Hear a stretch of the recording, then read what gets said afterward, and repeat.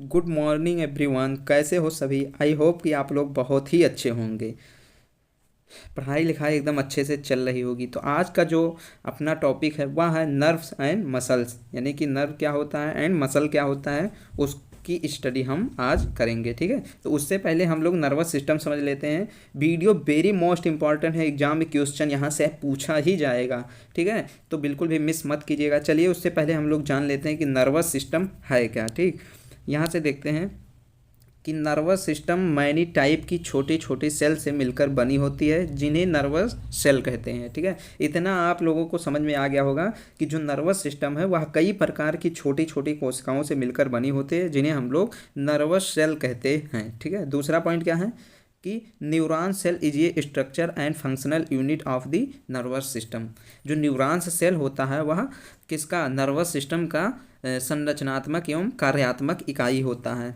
ठीक है, अगला पॉइंट क्या है, यह बॉडी का कमांड सेंटर होता है जो कि बॉडी को कंट्रोल करता है। कौन, नर्वस सिस्टम बॉडी का कमांड सेंटर होता है, आपकी पूरी बॉडी को जो कंट्रोल करता है वह है नर्वस सिस्टम। ऑब्जेक्टिव क्वेश्चन में भी पूछ सकता है कि आपके बॉडी को कौन कंट्रोल करता है, तो ऑप्शन में दिया रहेगा नर्वस सिस्टम, तो उस पर टिक कर दीजिएगा।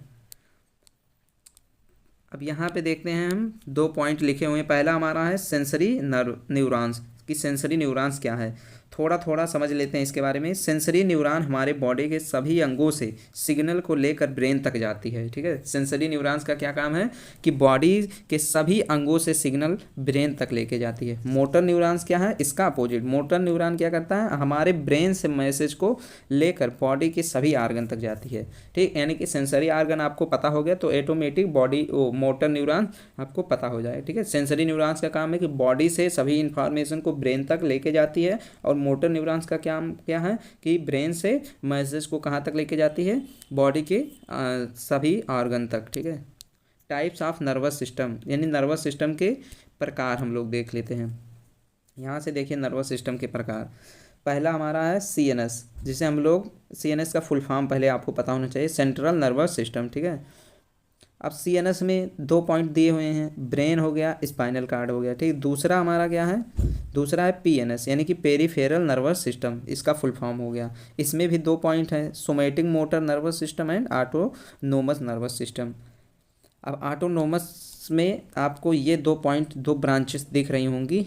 चलिए देखते हैं, सिंपैथेटिक नर्वस सिस्टम और दूसरा है पैरासिम्पैथेटिक नर्वस सिस्टम। ठीक, इसका जो सिंपैथेटिक नर्वस सिस्टम होता है, शॉर्ट में इसका जो फंक्शन होता है, work in emergency condition. Emergency condition में ये क्या होता है, सिंपैथेटिक नर्वस सिस्टम एक्टिव रहता है। और पैरासिम्पैथेटिक नर्वस सिस्टम क्या करता है, वर्क इन नॉर्मल कंडीशन। जब आपको बॉडी में कुछ होती है या नॉर्मल कंडीशन रहता है, तब पैरासिम्पैथेटिक नर्वस सिस्टम वर्क करता है। अब यहाँ से एक एक समझते हैं। सोमैटिक नर्वस सिस्टम क्या है, ये हेडिंग है हमारा। फर्स्ट पॉइंट क्या है कि somatic nervous system peripheral nervous system का एक पार्ट है। ठीक, यह दोनों टाइप के न्यूरॉन से मैसेज ले सकते हैं। जो सोमैटिक नर्वस सिस्टम होता है यह पेरीफेरल नर्वस सिस्टम का एक पार्ट है। ठीक है, किसका पार्ट है, पेरीफेरल नर्वस सिस्टम का एक पार्ट है। यह दोनों टाइप के न्यूरॉन से मैसेज को ले सकता है, इतना आपको पता होना चाहिए। दूसरा पॉइंट क्या है, somatic nervous system different type के नर्व से मिलकर बनी होती है। एक पॉइंट ये भी क्लियर हो गया कि जो सोमैटिक नर्वस सिस्टम होता है वह कई प्रकार के नर्व से मिलकर बनी होती है, जो हमारी skin, sensory organ and muscles से जुड़ा होता है। जो डिफरेंट टाइप के नर्व से मिलकर बनी होती है वह किससे जुड़ी होती है, स्किन से, सेंसरी ऑर्गन से एंड मसल से जुड़ा होता है। अगला पॉइंट है, सोमैटिक नर्वस सिस्टम ऐच्छिक गतिविधियों को कंट्रोल करता है। ठीक है, ये भी आपको पता होना चाहिए। जो सोमैटिक नर्वस सिस्टम होता है वह ऐच्छिक गतिविधियों को कंट्रोल करता है। अगला पॉइंट है, बॉडी के सभी सेंस सोमैटिक नर्वस सिस्टम से ही ब्रेन तक जाती है, ओनली लाइट एंड विजन को छोड़कर। जो लाइट एंड विजन होता है इनको छोड़कर बाकी बॉडी के सभी सेंस सोमैटिक नर्वस सिस्टम से मैसेज क्या होते हैं, ब्रेन तक जाती है। इतना आपको पता होना चाहिए, लेकिन किसको किसको छोड़कर, लाइट एंड विजन को, ये भी पता होना चाहिए। अगला पॉइंट है, यहाँ से देख लेते हैं अगला पॉइंट। हमारी आई की रेटिना तथा ऑप्टिक नर्व सीधे ब्रेन से कनेक्ट हुई होती है। ये भी मोस्ट इंपॉर्टेंट टॉपिक है, मोस्ट इंपॉर्टेंट है। क्या है इंपॉर्टेंट कि जो हमारी आँख होती है वह रेटिना तथा नर्व ऑप्टिक नर्व ये किससे जुड़ी होती है? ये ब्रेन से जुड़ी होती है। इतना आप लोगों को पता होना चाहिए। ठीक, अगला देखते हैं, अगला पॉइंट क्या है? Autonomous nervous system. ये क्या होता है? ऑटोनोमस नर्वस सिस्टम बॉडी की सभी इनवॉलंटरी यानी कि अनैच्छिक एक्शन को कंट्रोल रखता है। ठीक है, ऑटोनोमस नर्वस सिस्टम बॉडी के सभी अनैच्छिक एक्शन को कंट्रोल रखता है। ठीक है, जो इनवॉलंटरी होता है।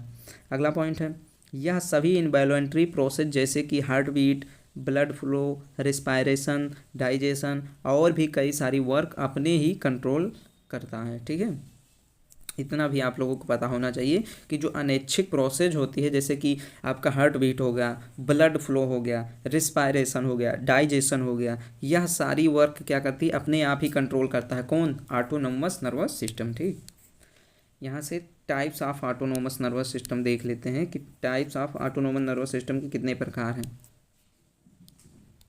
पहला है सिंपैथेटिक नर्वस सिस्टम, दूसरा है parasympathetic nervous system. Sympathetic nervous system पहले देखते हैं। ठीक, यहाँ से एक एक हेडिंग पढ़ेंगे। सिंपैथेटिक नर्वस सिस्टम यह ऑटोनोमस नर्वस सिस्टम का ही पार्ट है। जो सिंपैथेटिक नर्वस सिस्टम है यह ऑटोनोमस नर्वस सिस्टम का ही पार्ट है।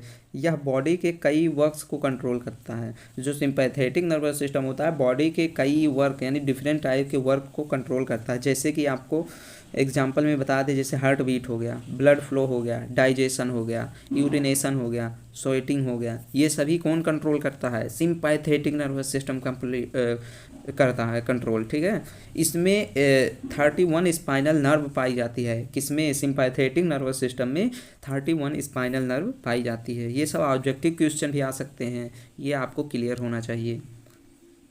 और पॉइंट दिया है क्या, वो देख लेते हैं। Sympathetic nervous system danger condition में एक्टिव हो जाता है। ये आपको हम पहले ही बताए हैं कि जो सिंपैथेटिक नर्वस सिस्टम होता है जब कोई इमरजेंसी कंडीशन होती है तब यह एक्टिव होता है। ठीक है, डेंजर कंडीशन में sympathetic nervous system heart beat को बढ़ा देता है जिससे बॉडी फ्लो इंक्रीज हो जाता है एंड पर्याप्त मात्रा में ऑक्सीजन मिल सके।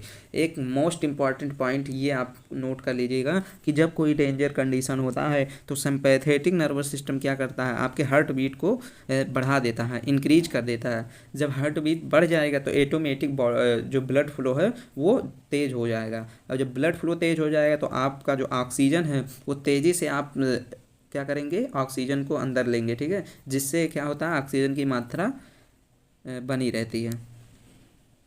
अगला जो है वह है सिंपैथेटिक नर्वस सिस्टम। इसमें क्या पॉइंट है? यह नॉर्मल कंडीशन में अपने आप वर्क करता है। ठीक है, सिंपैथेटिक नर्वस सिस्टम क्या करता है? इमरजेंसी कंडीशन में वर्क करता है, और parasympathetic nervous system normal condition में। ठीक है, अगला पॉइंट है, जब हमारा body sympathetic nervous system danger condition में वर्क करता है एंड उसके बाद स्थिति नॉर्मल होने पर हमारा पैरासिम्पैथेटिक नर्वस सिस्टम बॉडी को रिलैक्स करता है एंड सभी एक्टिविटी को स्लो कर देता है। जब कोई इमरजेंसी कंडीशन होती है तो पहले कौन वर्क करता है? Sympathetic nervous system. और जो इमरजेंसी कंडीशन हट जाती है तो उसके बाद कौन एक्टिव हो जाता है? Parasympathetic nervous system. Very simple language में आपको बता रहे हैं कि एक बार अगर आप पढ़ लिए तो दोबारा भूलेंगे नहीं। ठीक है, यहाँ से मोस्ट इम्पॉर्टेंट टॉपिक लिखे हैं कि पैरासिम्पैथेटिक नर्वस सिस्टम में 12 कार्नियल नर्वस पाई जाती है। ये भी आपको पता होना चाहिए। ठीक, इधर हम एक फिगर बनाए हैं ताकि आपको समझ में आ जाए अच्छे से। देखिए, इधर आपको दिया है पैरासिम्पैथेटिक और ये सिंपैथेटिक नर्वस सिस्टम है। ठीक, तो यहाँ पे जैसे ये आई हो गया, इसका काम क्या है? कंस्ट्रिक्ट प्यूपिल्स, ये आपको पता होना चाहिए। आई पेनक्रियाज क्या करता है? Stimulate saliva. हार्ट क्या करता है? स्लो हार्ट बीट करता है। पैरासिम्पैथेटिक जो वर्क है उसके बारे में बात कर रहे हैं। लंग्स क्या है? पैरासिम्पैथेटिक वर्क क्या होता है? Constrict airway. Stomach stimulate activity of stomach. Liver stimulate gall bladder. ठीक है, उसी प्रकार सिंपैथेटिक क्या वर्क करता है? आई हो गया, डायलेट प्यूपिल्स। पेनक्रियाज क्या है?